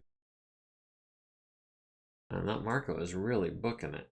He's a, what, 4/6? Yeah, I wouldn't mind if you guys could kill the Marco. Alright, Banshee missing on 11s, the Vedette missing on 11s and 7s, the Cataphract missing on 11, the Warhammer landing a hit on the building for 10 down to 83. Earl at the Warhammer missing on 11s and 9s, the Vedette hitting the crosscut in the right leg with a machine gun, and the right torso and right leg with SRMs. The autocannon 5 turret hitting the Warhammer in the left arm and right leg down to 15 and 10 in those locations. The Rifleman on 11s and 9s lands 1 autocannon 5 to the right arm down to 10 armor. The Brutus at the Vedette with LRM 20s missing on a pair of 12s with a 6 and a 3. The Swordsman Wyvern on a 12 and 11 gets a 4 and an 8. We will again be skipping physical attacks. Rifleman is at 2 heat. Their Warhammer is now up to 7, so he's going to be taking movement penalties, and if he keeps this pace up, he'll be taking targeting penalties as well. We've won initiative going into round 4. We're at 99% of our team. They're at 99% of their team.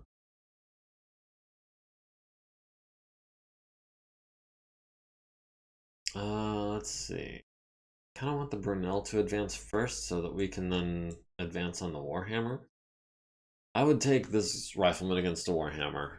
It has about the same amount of armor. It's about as fast, and I think it's probably a better gun. The only thing is, it does have that XL engine, so if I lose the side torso, the mech is done for. We'll have Petra advance at a walk, I think. Try to bring those target numbers down a little bit. Oh, the Brunel did not do what I was hoping he was going to do. Why is only the rifle allowed to move right now?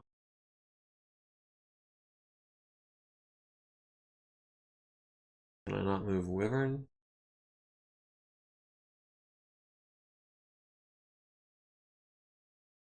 That's weird. Wyvern hasn't moved yet, but it's not allowing me to move Wyvern. And Yarvik can only move to the side. Individual initiative? No, team initiative. I've always been able to pick which of my units moves next. That's why I'm so confused, is that... Oh, he skidded a hex. So I'm trying to avoid being skidded into. That's what's going on. Let's... Do we move at a run? Try to make it to this intersection this turn. I think we do on a 3. Earl will advance... Oh, we still can't move into the Brunel's hex. Wyvern will advance full tilt at the Brutus. Wait, the Brutus has LRM 20s? Let's see. Refresh my memory. Swordsman has an autocannon and LRMs. Brutus has LRMs and SRMs. Yeah. I want to be within 6 hexes of the Brutus. Closer if I can. And that gives us 3 pips of evasion as well. We still can't enter the Brutus's square, which is really lame. I want to get my Atlas into this intersection and maybe moving this way.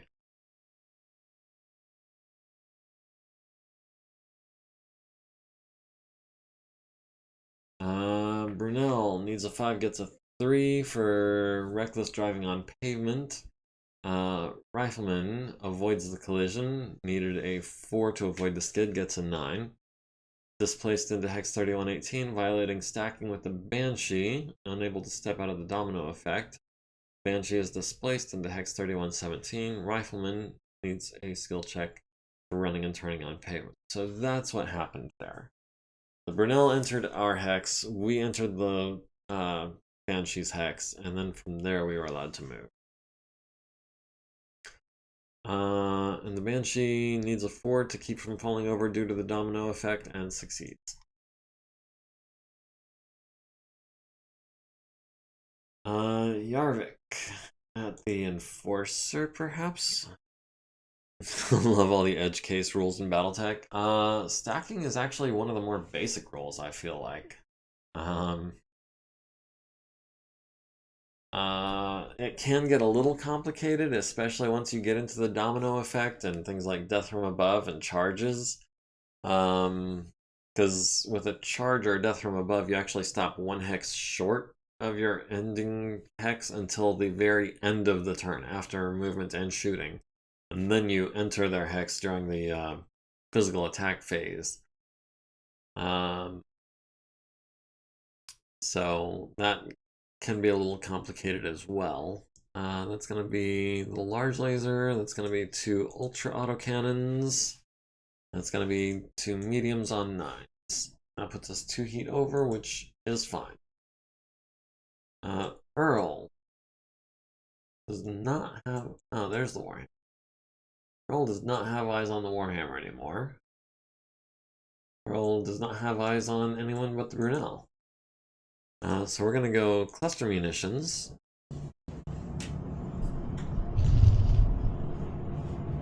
And we're going to try to cripple the Brunel. Maybe some medium lasers to the sides will do it. Maybe some small lasers and some SRMs. Hopefully we don't just kill it outright. I would like that support point. The small laser turret and the autocannon 5 turret are getting in on the action too. Petra does not have any targets except the Brunel. I guess we will throw in some LBX pellets and SRMs as well.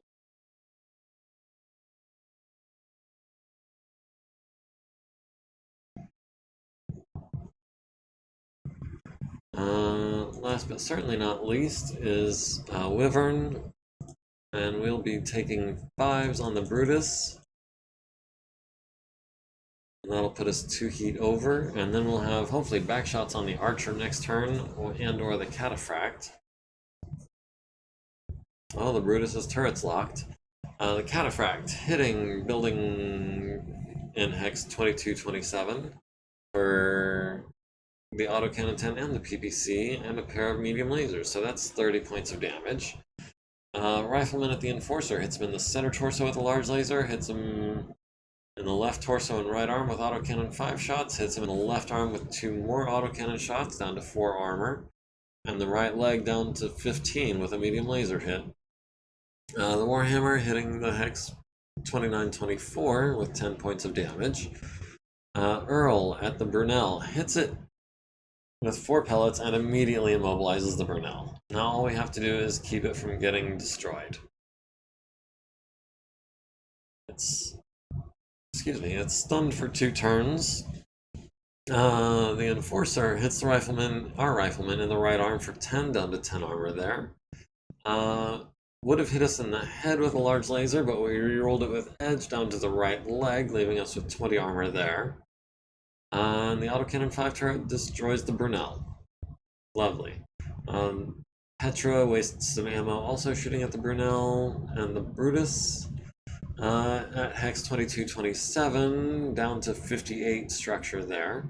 Missed with the LRM-20 on a 3. Wyvern at the Brutus hits it in the front critical, destroying the stabilizer. I'm actually not 100% sure what destroying a front stabilizer does. Costing it a movement point, costing it a driving skill rolls. Turret locked. Down to 24 armor on the front. Down to 22 armor on the front. SRM 6 malfunctions. +1 to driving skill rolls. Down to 16 armor on the front.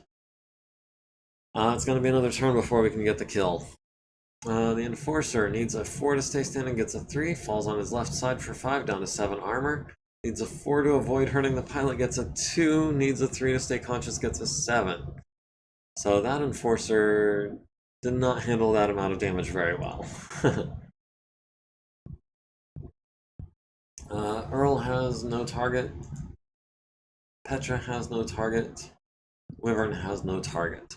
And at this point, I think this is where we're going to call it for today. We're going to save this as, we'll call it Convoy, since that name is no longer taken in this file, in this folder.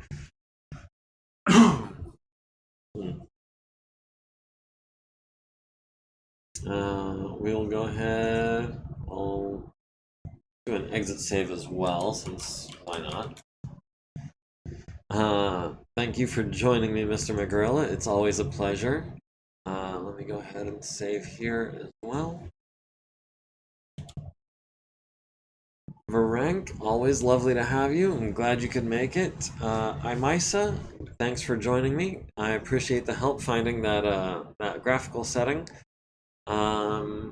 anyone else who's watching, and to the folks on YouTube, don't forget to like, comment, follow, subscribe, join the community, all that good stuff. Cheers. And we will see you next week. Until then, have a good one, if not a great one.